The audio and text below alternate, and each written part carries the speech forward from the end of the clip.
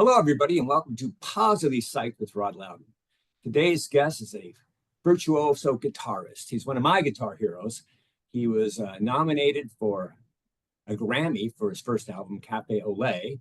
He's an incredible human being and just an awesome guy. Please welcome to the show, Mr. Luis Villegas. Thank you very much. Cheers. Cheers. Cheers. Normally this would be a bottle of Jack Daniels, but I'm doing dry January, so Oh, okay. just coffee today. I thought dry January meant dry martinis only. Yeah, right. I got corrected on that. That's why I originally signed up for it. I said, yeah, sign me up for that dry January. But then I was bamboozled, and that turns out it's just coffee. Well, we don't really know what is in that, do we? True. It's just coffee. Yeah, it's just coffee. And I see you're in your studio. Is that one of your? Yeah, this is my home studio. Yeah, this is my home studio. This is where the other magic happens. Yes. the other magic happens. Yes. So once again, thank you for coming on the show. So you're an LA guy, born in East LA. Born and raised, yeah. What I know that you started out playing guitar. It was more of the electric style. Electric guitar, for sure. What drew you to guitar in the first place? Well, when I was a kid growing up in LA, mostly listening to rock and roll music on the local LA rock stations like KLOS, and at the time there was a station called KMET. And yeah, so listening to bands like Van Halen and Boston and AC/DC, and obviously the guitar, it plays a giant Yeah, it is the sound of 80s rock, 70s and 80s rock. So that's what drew me to the guitar at first. Like, wow, I want to do that. And so obviously it wasn't acoustic guitar. It wasn't, what we call like grandfather guitar. It was electric guitar. So the very first guitar that I asked my parents to get me was an electric guitar. And so yeah, we bought like a knockoff Les Paul from a music store in downtown LA, and that's when I started learning how to play, just chords. At the time, I think I was 12 years old when I bought my first guitar. Wow. And then yeah, but I had played music before that. Never guitar. I took piano lessons for a long time, and I mostly learned by ear. So really, any instrument that I picked up, I could at least make melodies with it. I got a little violin at one time. It just enjoyed making music with anything around the house. And there was an acoustic guitar in the house, but I never really played it. When you say that for some reason, the image of John Belushi in Animal House at the toga party, walking down the stairs, the guy's playing his, I don't know if it was a nylon or. I think it was a nylon. It was a nylon string guitar. John Belushi picks it up and smashes it. Yeah, yeah. Sorry. Yeah.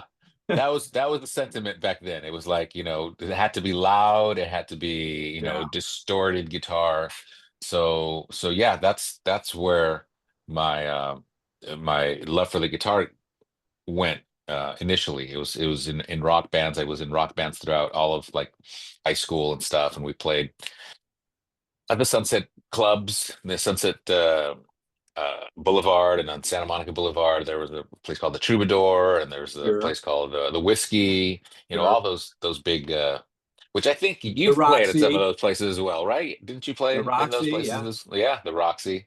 Played the Roxy as well. I remember playing at the Roxy and thinking, "Oh my God, I'm standing where like Van Halen, Eddie stood, and like all these guys, like, oh shit!" Right, Gazzarri's. Did you play Gazzarri's? That was another place. I don't know if I played Gazzarri's. I know Club Lingerie. Yeah, FM Station, Urban Square. Yeah, we did all those places. I don't know if we were playing around the town at the same time or not, but I don't know. For me, that was like 90, 91, I think. Oh, okay. I was there a little bit. Is it a little bit earlier? No, geez. Around the same time. No, actually, around the same time. Yeah, it was right after high school. Called Mystic Day, and it seemed like we were always on the ticket with BB Chung King and the Screaming Buddha Heads. Oh, okay. It's like we're playing with these guys again. Were you So ever on a bill with a band called Slumlord? I don't That know. was I don't that was remember. my band. Slumlord. How did the name Slumlord come up? Oh, it was already there when I joined, but it was Uh, yeah, the theme was that we were all roaches. Or at least the lead singer was a roach and we were all like bad te landlords, yeah. slumlords essentially. Anyway, What type it of was a music fun did you time. cover? All those bands, just hard We rock, did originals. We did classic rock. originals. It was kind of Okay. like a Aerosmith, Guns N' Roses style sound. It was All fun. right. It was definitely fun. And it was after high school, so I'm gonna say it was like 89, 90, Okay. 91.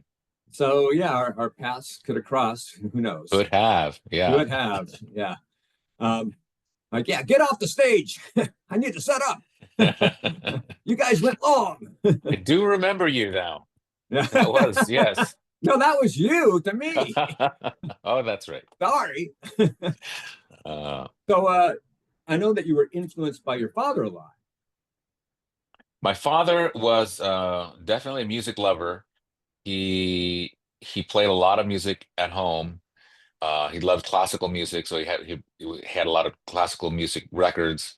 But he also enjoyed listening to Mexican boleros music. You know, it's like romantic trio Right. music, and just the Spanish music at the time. But he was a big influence in like in getting records because I never had any records of my own. He had a large collection of classical music records, and then I remember just falling in love with classical music with his collection and putting on his records and he was a good singer as well. He also he sang according to him. I never actually saw him perform, but according to him, he performed at El Cid, which is a flamenco place here in LA on Sunset Boulevard, where all the big flamenco musicians come in from Spain. And Wow. he claims he sang there. Like I said, he had a great voice. He definitely had a great voice. And when I would hear him sing, you know, to the radio or whatever, he had a great voice. Never saw him play an instrument, although after I played started playing guitar, he confided in me saying that he had always wanted to play guitar. He always wanted to play, but um, I don't know if you heard the story before, but when he was younger, he fell in love with a young woman and ended up at her house, and her father discovered them, and uh, he told him to leave, and he pulled out a gun, and so my dad ran for his life. The Oh my father God. shot at my father, and he shot him in the hand Oh my God. to, to to the point where when he wanted to play guitar later in life, he couldn't because he didn't have the strength in his left hand Wow. to put down the power chords or the bar chords. East LA, man.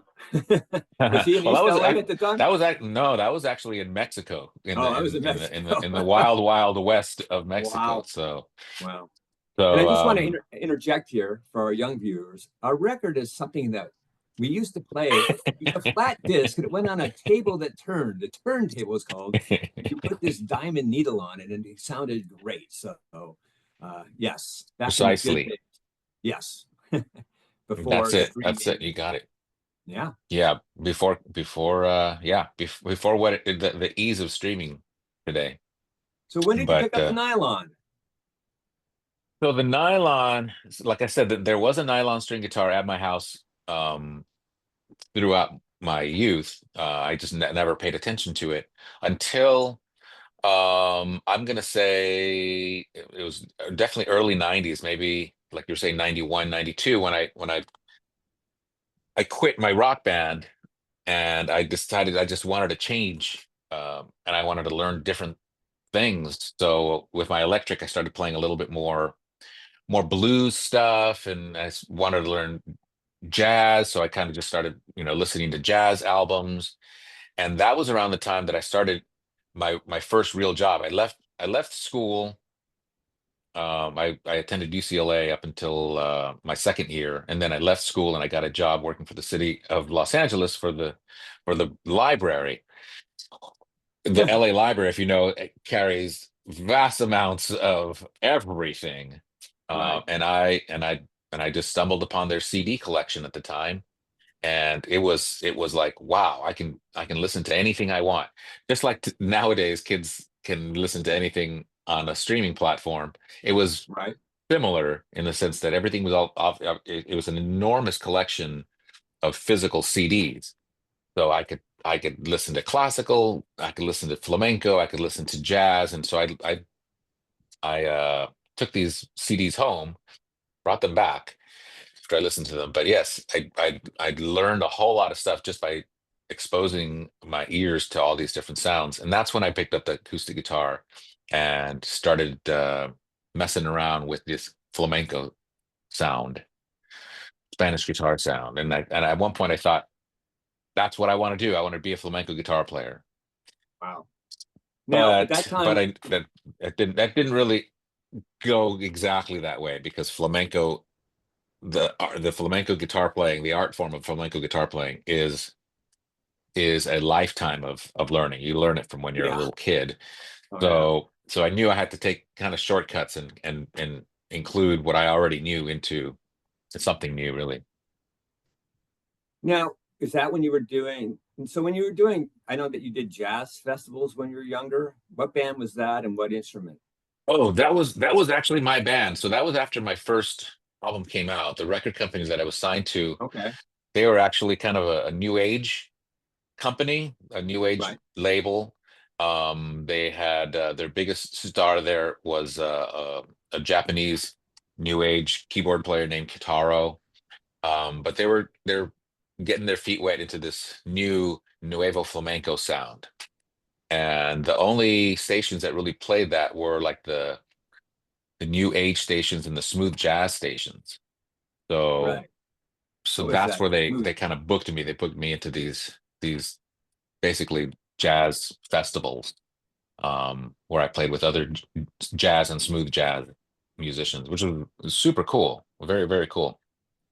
So tell me a little bit about, you know, making your first album, Cafe Ole, and what was that process like? And did you have producers, supporters? I mean, how did you get into that situation? So when I decided I wanted to do this style of music, um, I started looking for other musicians and other artists that were similar, that had a similar sound. And I found artists like the Gypsy Kings. There was a guitar duo from LA called Struns and Farah. There was people like Jesse Cook and Otmar Liebert who were just starting this new sound. And I figured, oh man, I'm on the ground floor of this new kind of not traditional flamenco sound, but flamenco inspired, Spanish guitar inspired, jazzy pop kind of thing. So I started writing my own stuff. I used to write, rock music back when I was in the rock band. So I started writing this new style of guitar instrumental music. Really, it was instrumental. There was no vocals. It was basically I think I was thinking of a jazz guitar player like George Benson Oh, or yeah. or Lee Ritenour or Larry Carlton in that sense. So I was writing instrumental music, but in this Spanish guitar vein. And a friend of mine who was helping me play, he was a bass player, he said, "Dude, if you can put a band together and actually like go out and play, you can actually make money. Because I don't know about you, but in the rock bands, I never made any money. Nobody made No. any money. We we Yeah. we had to sell tickets, and if we didn't sell all the tickets, Right. we still had Pay to to give the play. club, yeah, we Pay still to had to give the play, club man. the entire amount of money. So we never really made money. But when he said you can actually make money with this kind of music, I'm like, well, okay, let's see what we can do." So I did kind of put together a band initially that was made up of some of my old rock guys that were willing to like learn new rhythms. They're like, money? And it was right, right. And it worked. That's exactly what happened. We started playing clubs and started, incorporating my originals that I had been writing, and more Latin stuff that people knew, like Santana. And we did a lot of Gypsy Kings and like all these artists that I was telling you about, Gypsy Kings and um, Strunz and Farrar and Jesse Cook songs into our repertoire. And we gained a pretty big audience back in those days. We played a lot in the Glendale area, Old Town Pasadena, Burbank area, and people would follow us around. This was back in the days where we had to flyer and we had to send out um, actual mail Right. calendars. We would send I remember people to the posting to the to the, flyers. to the yeah, to their houses. Yeah. Um, so I had a bunch of original material written, uh, and at one point, people were asking, "Do you guys have a CD? Do you guys have a CD?" So I kind of took it upon myself to record my own CD. At the time, I was trying to get in with certain people in the industry. I met this person and that person, and eventually I got a recommendation to work with a producer. And unfortunately, I don't remember his name off the top of my head, but he was a guy who produced the first version of that first album, and he had a connection with a percussionist from the band the Rippingtons, who was a huge smooth jazz artist at the time, the Rippingtons. And the percussionist had this home studio in his back in the back of his house, and we recorded on my dime, working at the library from the money that I made at the library. Um, Recorded the first, and I'm going to say the first version of this album. And I got really lucky with the musicians because we used some studio musicians that were coming in and out of that studio anyway. And that producer kind of, Hey, hey, come hey, here. hey, hey, Hey. come here, play on this. And so some of the like Abe Laboriel, who's like an incredible studio session bass player, played on the album. Wow. Greg Bissonette, if you're familiar with Greg Bissonette from David Lee Roth's band, he's Sure. an amazing session player. He plays all styles of music. He played on my first album. So Wow. that I got really lucky in terms of the sound, how well it sounded, and then the great studio that it was recorded in. And I released it independently, just really basically to sell it at the shows, that Right. we were doing, because there's so many people at the shows and so many people wanted the CD that I knew it was going to sell, and sell it did. So that exactly right there, being able to get a lot of people into a place and getting a lot of people to buy a CD was what got interest from a couple of record companies early on, and that kind of started the whole Grammy nomination, and then touring, and then the next So album. And tell me about the day when the landline phone rang and we there are was old, people Danny. coming to someone was telling you that you'd been nominated for a Grammy. That was conversation. Oh, I don't remember. I think that was in the offices of the record company. Um, they said we're first they said we're putting it into the ballot, and that year their main guy Kitaro did not have an album out. Just from memory now, I'm trying to remember.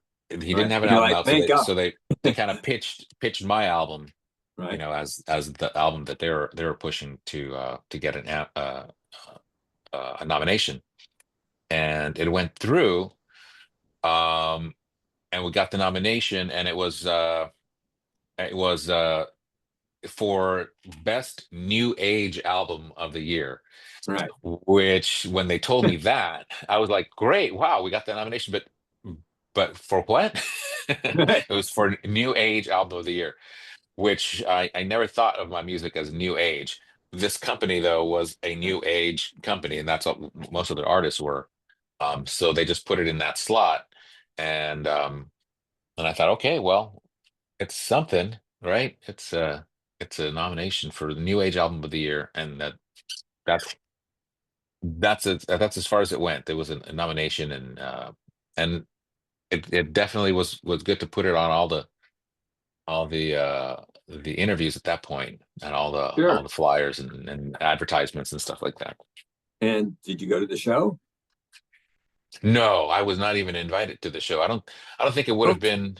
what? Yeah, it was they I found out all about it just over the phone with, like, Right. because I think that particular portion, like the new age portion, Yeah. wasn't televised, so it was Right. They're like like, done nah. like maybe even like the day before or something like that, when they announced the winners.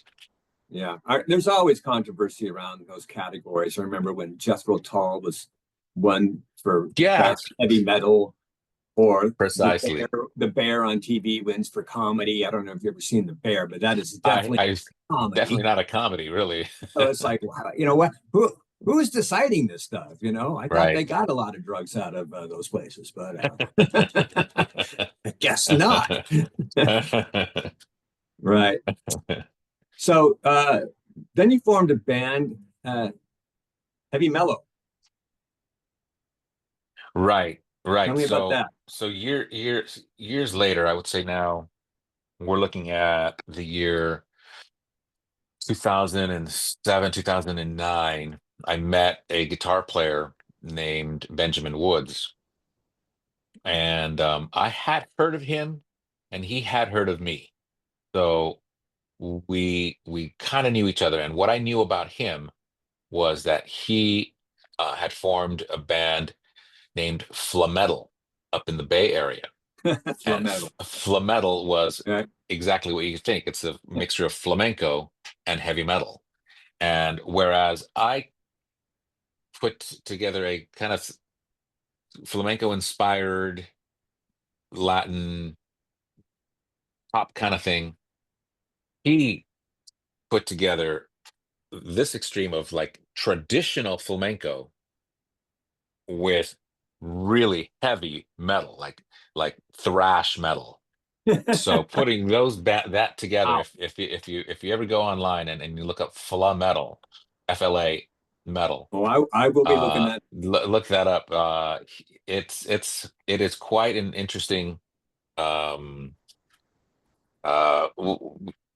fusion of these two really polar opposite sounds. But it worked, and I think it sounded it because they do. His story is very interesting. I'll go into it briefly. He was a thrash metal guitar player, and at one point he had a roommate that he was rooming with, and one day he comes back uh from going out and comes back to his room, and his roommate's not there, and neither are his guitars. Oh crap.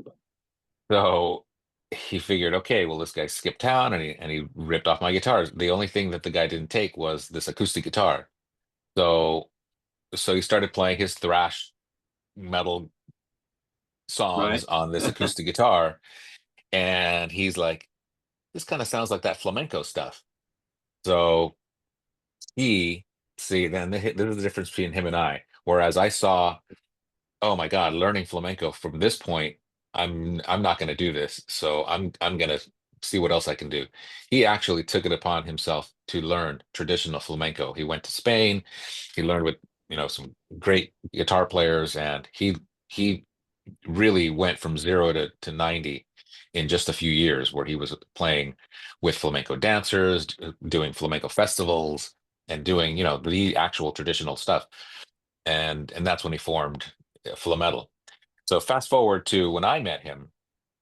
um he had just recorded an album called Heavy Mellow, and on that was flamenco versions of heavy metal songs, like covers. So you had bands like Judas Priest and Iron Black Sabbath Maiden. and Ozzy, Iron Maiden, and Slayer and King Diamond, and anyway, it was a great album. I loved it. He said, "Would you like to form a actual band?" Because he had just recorded that on his own. Do you want to form an actual band, just me and you and maybe one other guy, a percussionist, to play this stuff live? I was all over it. I was like, yeah, let's do this. So so long story short, we rehearsed a set of songs.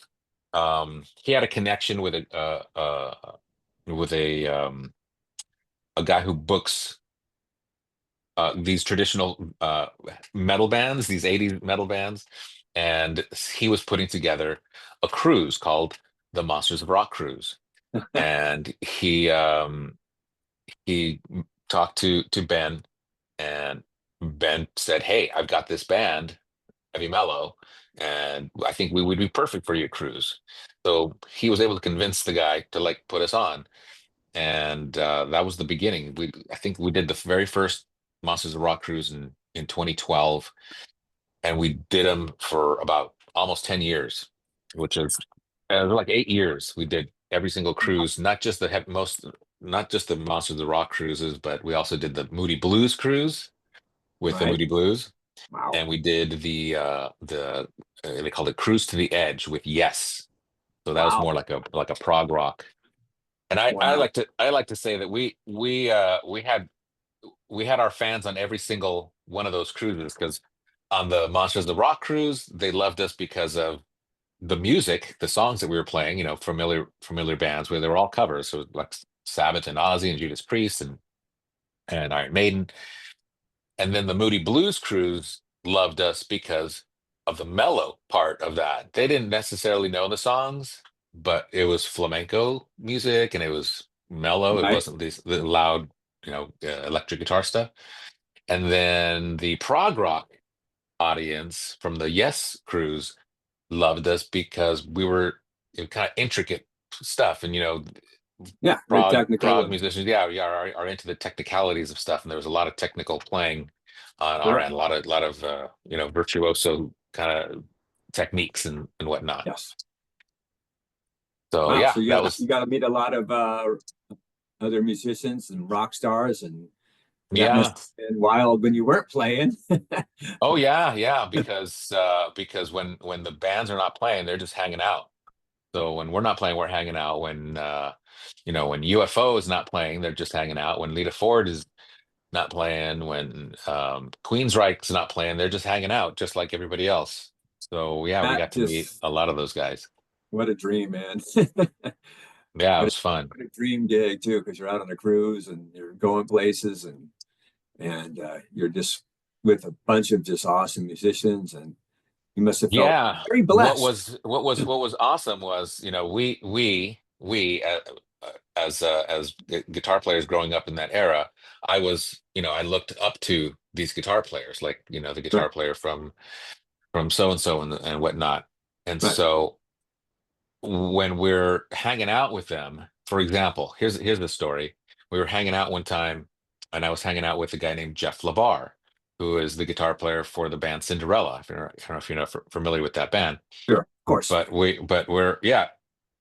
I was a big fan of Cinderella. I in my some of my earlier bands, we covered their songs, so to be hanging out with this guy was like very cool. And we became friends.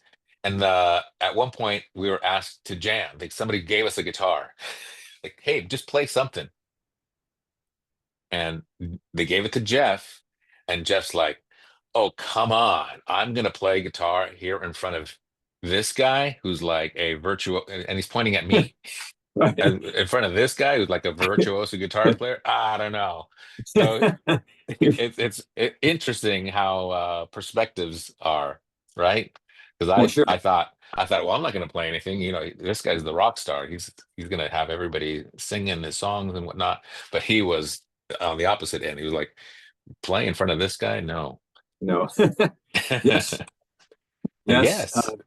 I remember playing with you on this couch and being very intimidated. Oh my God. Yeah, that was fun. Yeah, that was cool. You're a great guitar player, so I mean, you Oh, should not be yeah, intimidated. thank you for that gift. I appreciate that. So, Absolutely. so yeah, wow. And so then the rock cruises came to an end, sadly. Yeah, yeah, mostly COVID kind of stopped a lot of stuff. Yeah, And that's pretty much when they stopped, and they kind of picking back up again. But unfortunately, Ben Woods passed away, Uh, uh, and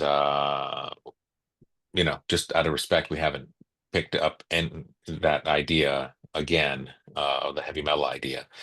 I do, on my solo shows, as you know, do an uh, occasional song here and there. I love System when you do System of a Down. Yeah, that was one of the newer ones. Yeah, Yeah, Toxicity. yeah, There's a great video of that, yeah. of Heavy I've seen Mellow it. doing it. It's on. Mhm. Yeah, it's on your website. It is. Yeah, you're right. You're Right? right. Yeah, Everyone needs to check out. a few Vegas heavy dot com. metal Yeah, videos they've are. got like you got a number of videos on there. I really like the one that you did with Perry Elus, right? Oh yeah, Terry. Yeah. See, we Boys met of him. Summer. Boys of Summer. Oh yeah. And he Yeah, was the yeah. singer for XYZ and for Great White for a while. That's right. When Yeah. Yeah. I met him on the cruises, as a matter of fact. Oh, Immediately loved what we were doing because his background is Spanish and French. And so, he's a huge Gypsy Kings fan. So when he heard us doing kind of Spanish guitar versions of metal tunes, he loved it. And he said he wanted to join us basically at one point. Hey, can I join you guys? And I'm like, no, we don't need a singer. We're good. So he yeah, took it because the other way around. you were doing all these heavy metals songs without vocals, just letting the Yeah, guitars have the melody, vocal melody. right. Yeah. Yeah, instrumental versions of these Yeah. songs. So anyway, as time went on, he saw us on every cruise, and he actually sat in on a couple of songs. I remember there's a video out there also of us doing "Heaven and Hell" by Black Sabbath with him Oh, I singing. love that. What a great album. Ronnie Yeah, James that Dio. is an amazing album, 1980. and that's right, 1980. Yeah. And yeah, so he proposed a project, where we would do like just covers of 80s songs with him singing, not necessarily heavy metal stuff, but just like you're saying, Boys of Summer. We covered like a Bob Marley tune. We covered just like odd stuff, Chris Isaak's Wicked Game. And we released an album called Gypsy. Oh, geez, my memory is so horrible. Anyway, it's What's in that cup again? Kicking in, nothing huh? anymore. The Yak Daniels is kicking in. Yeah. Anyway, look up Terry Elus and the album Gypsy something or other. You'll hear all the songs there, and he's got and I do have some videos on my website Sure. that Terry's Okay. recorded and Going filmed. back a little bit, was your lovely wife Gloria? Did she Mhm. accompany you on a lot of these cruises? Most of them, yeah. Oh, Most of them, yeah, for fantastic. sure. Yeah, they were very very accommodating, in the sense that all of the artists were able to get a good room, one with that had a balcony, and you could be right out by the ocean instead of those internal rooms where there's no windows or anything. So we had great rooms, Right. and we were able to invite our spouses. That's So great. That's great. yeah, I So, think. Mhm. yeah, that's awesome. So, most recently, you were able to perform in downtown LA at the was it the Christmas tree ceremony? Was that Yeah, they had a huge Christmas tree lighting ceremony in right? downtown LA at the California Plaza. And that big stage there that they have, is run by a company called Grand Performances, who do free concerts all through the summer. And they bring in some amazing acts from around the country. And so I was talking with one of the people that work there, the CEO. I mean, I kind of had done shows with them before, so I knew them.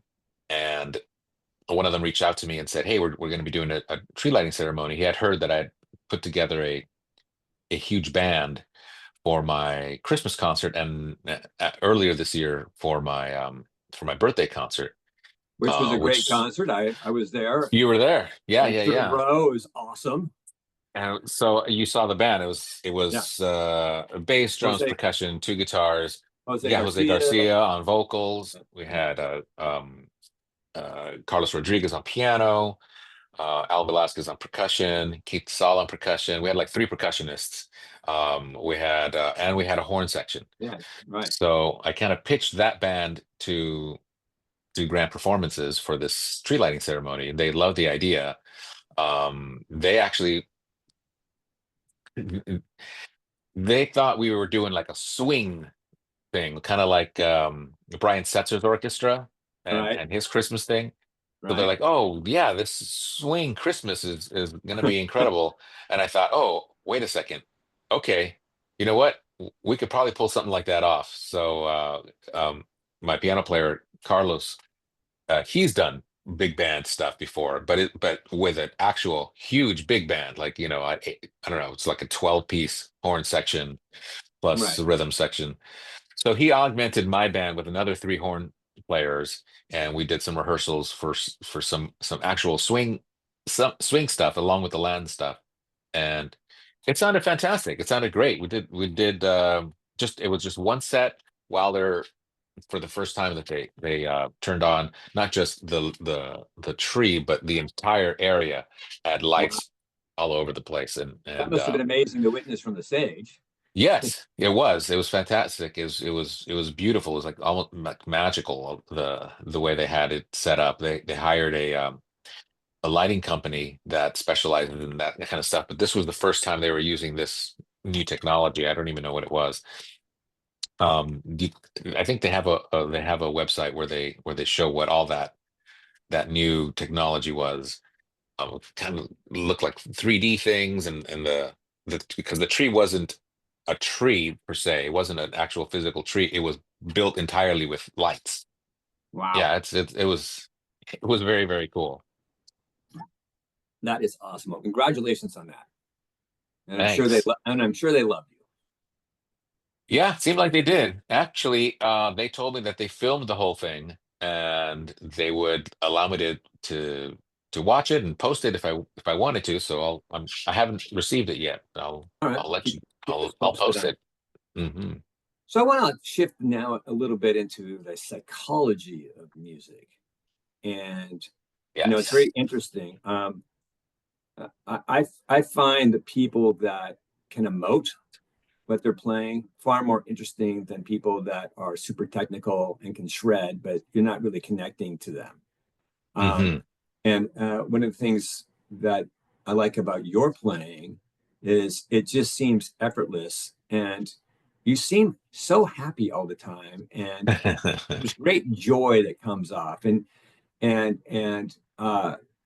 that's just so interesting to me. I remember the first time I saw you was at Stonehouse Winery, where you play most Saturday nights for people that want Right. to come out and see you. Stonehouse Winery in Westlake Village from 5:30 to 9:30, I believe, or That's something right. like that. Exactly. 5:30 to 9:30. Um,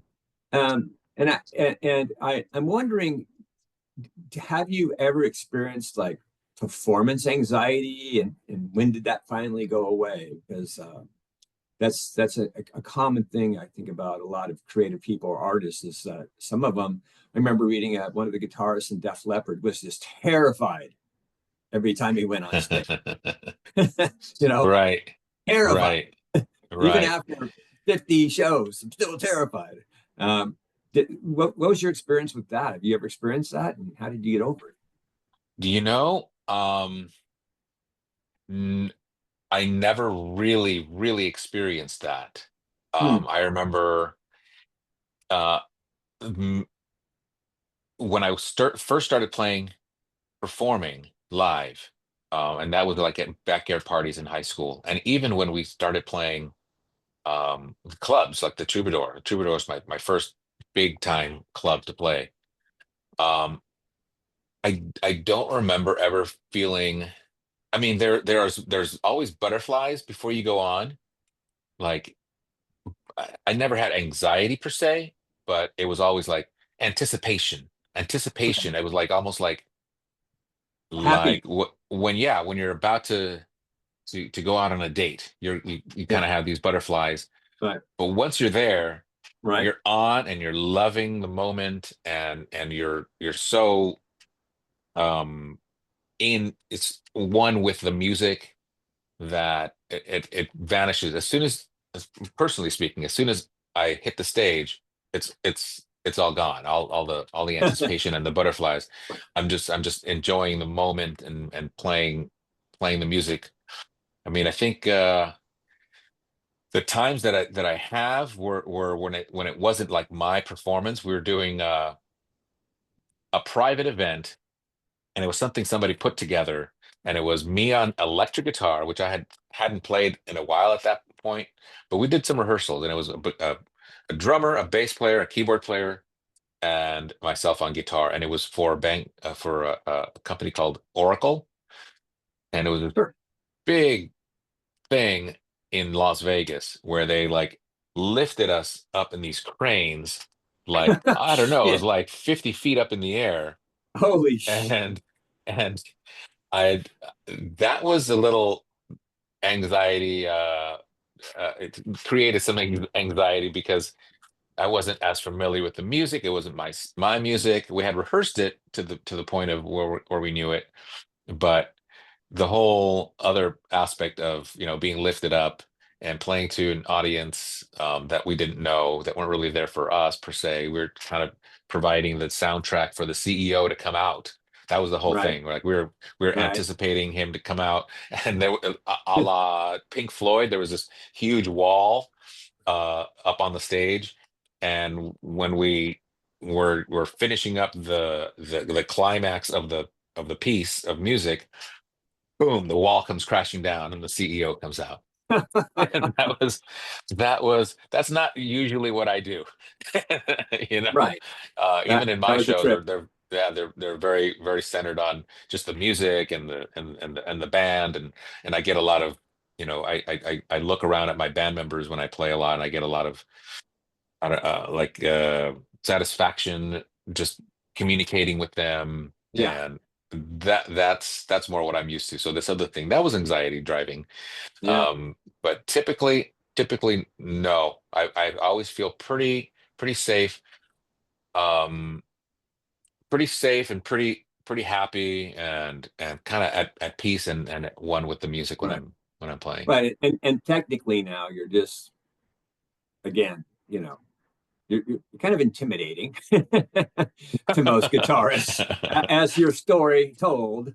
Uh, and so you have such technical skill that, and like you said, a great ear, that it just flows out of you, you know. Oh, thank you. Yeah, Yeah. yeah. I mean, that really comes from. I mean, I practiced a lot when I was younger. And Right. there was times where I didn't perform at all. This is like after the rock band, and before this Spanish guitar band that I put together. It was just a lot of practicing and practicing and practicing and practicing. And then once we started gigging, we were gigging so often that we didn't really have to rehearse anymore, and it was just Right. playing and playing and playing all the time. Yeah, And because and you've done thousands of gigs. yeah, and I think after so long, it just kind of comes second nature, and you don't have to think about it anymore. Right. Um, I'm and still I waiting mean, it's for that moment to come. you're what? You're waiting for For that. that For moment to that. come when I'm not thinking. And now it's just fun to like, because you have that under your belt, like to like improvise things on the spot. That's the exciting part now. It's like, oh, what Right. what are what are we going to do now? Or let's take this song and take it into a different direction, or let's take this section of music and make it longer, or now let me play off another musician. And it's kind of that like jazz musician mentality of like, Let's go let's into make mixo. let's Let's go let's do into mixo something new. frigility. We're going to Let's mixo do frigility. Okay, yeah. Yeah. Oh, stuff like that happens as well, when you go into like, okay, stay on this one chord and let me see what I can do, melodically over that, and just turn it upside down. That's kind of So, cool. so tell me about how you approach songwriting, music writing. You've written a lot of original stuff for your albums. Yeah. How do Yeah. you approach That that? And That's Are there any times evolved. where there's creative blocks or writer's block, or where you're just like frustrated? That's a very good subject because I'll tell you, my songwriting really, the process has evolved throughout the years. And yes, there has been like creative blocks that have appeared throughout the years. Initially, back in the like the rock days, but more so when I started writing music for the Spanish guitar project. Um, it was almost as if the music was writing itself somewhere, and I was just receiving it and listening to it. Like all of a sudden, I would hear like a song or a melody, like a full song with fully recorded and everything in my head. So I would reach for my guitar and I would figure it out. Like, oh, I'm hearing bump bum bump or whatever the melody is in my head. Like, Right? oh, that sounds great. So now I'd have to basically get on the guitar as if I'd heard it on the radio and try to figure it out. That's what I was Oh, doing, like figuring these songs out wow. that were popping into my head and kind of recording them. And you know, at that point now, just arranging them. You're like, okay, I need a bridge for it now. Now I have basically the whole song, but I'm going to add a bridge to it. And that's the majority of the first couple of albums went like that. It was just me walking around and being hit by this melody in my head that I had to quickly figure out and write down, or it would, disappear Be to the gone. ether. Yeah. So kind of a Um, divine inspiration or nylon inspiration. Nylon, yes, yes, exactly. Um, and that was great, and it yielded a lot of amazing music and a lot of songs that I still play to this day.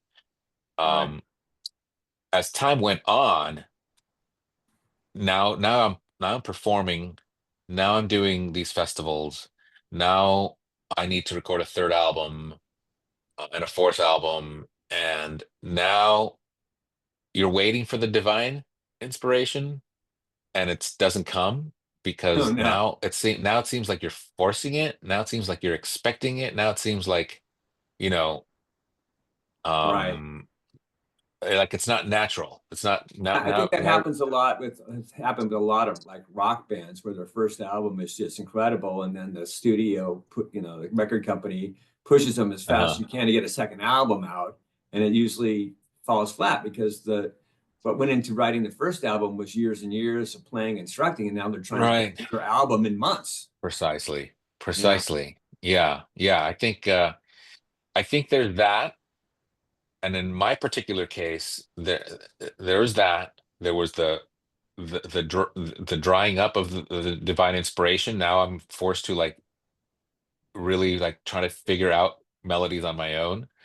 Um, and I think this is one of the main things, at least for me, in getting a creative block, is now you're no longer now you're forced to write music on your own. Now you're trying to tailor it to, okay, I know that the audience that I play for responds to this, so I'm going to write something that jives with that. Um, and then at the same time, you're like, but that seems too easy. The musician friends that I have, will not respect it. So now I have to do something, change it so that it's a little bit more complicated and a little bit more, there's a little more substance to it. And when you start to put in that other side of your brain, that analytical side of your brain, instead of just be creative, I think they start to fight. And I think yeah, sometimes that creates this block where they're both fighting for the right to say what they want to say, and neither letting down. Like this guy saying, that's too complicated. That doesn't feel right. That doesn't make me want to, love the song. And the other one is saying, well, that's not complicated enough. That's not analytical enough. That doesn't have, that doesn't go into there's no Phrygian section there. There's no, and you need to go to the Mixolydian mode in somewhere. It doesn't even Right. know. It just, you got to throw in a Mixolydian section. Yeah. So So yeah. Is there a those two types. perfectionism in there? Are Oh you a yeah, that perfectionist? I was gonna bring that up as well. That in writing there's that, but then also in producing and getting your, let's say you finally were able to fix that part and you've got a song. Now you're recording the song, and unless it's unless your part is perfect, or unless the sound of the snare drum is perfect, or unless Yeah.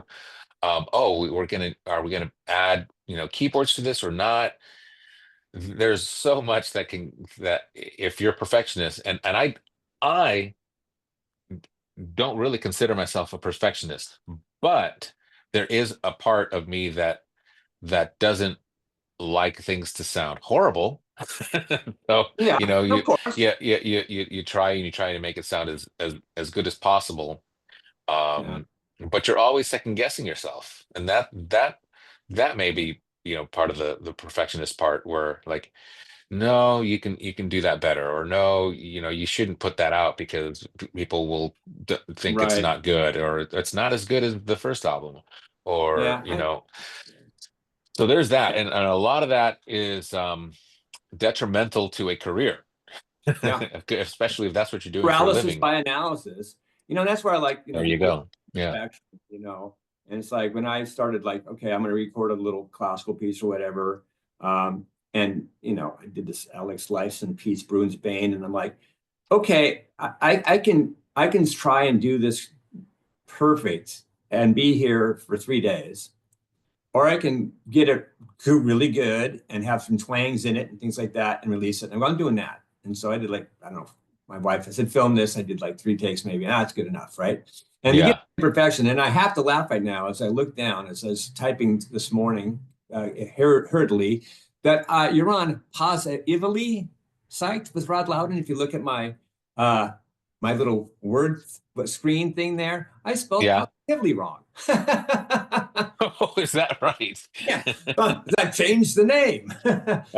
Whatever, who cares? It's like, we have to start all over. Screw that. It's been a great Yeah. interview, man.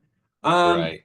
so, but so it's more, the block for you was more just the struggle between the two forces after the A lot of time that. Yeah. inspiration dried up.